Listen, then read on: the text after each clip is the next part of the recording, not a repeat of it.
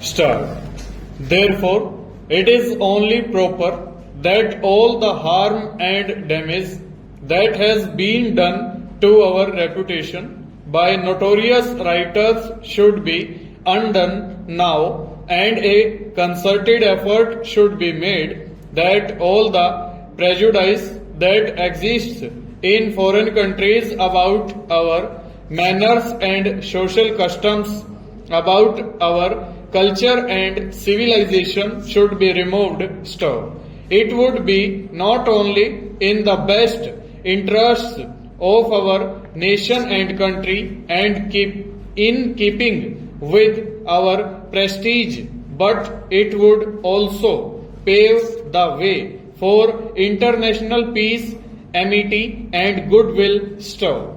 In this connection, I would suggest that the Education Department should publish literature and do propaganda in order to remove all these various whims, fancies, and superstitions that reign supreme today in foreign countries about us. Stanza.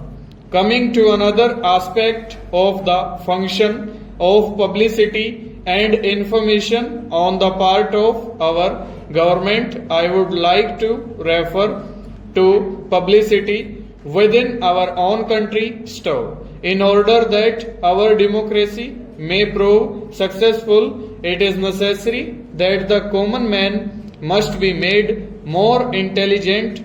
He must be made aware of his various responsibilities, rights, and privileges. Stop. It is therefore very essential that from village to village and from town to town there should be a network of our publicity organization which should be used to educate the masses. Stop.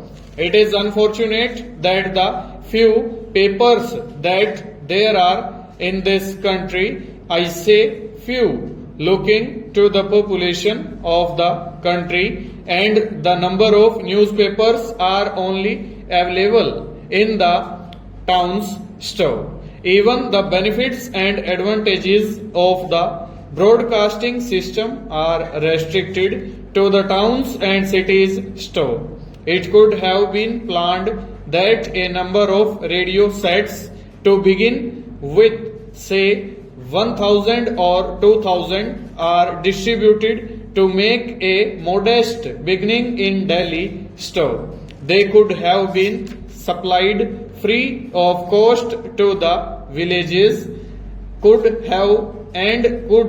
have been so organized that all the broadcasting programs meant for the rural population could be listened to by them. Stop. I understand that some steps have been taken in this direction. Stop.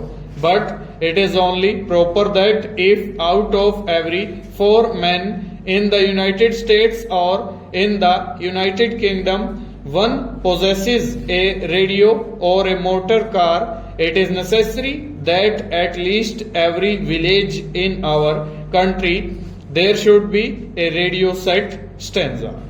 This bill particularly applies to drugs and food industries. Stop.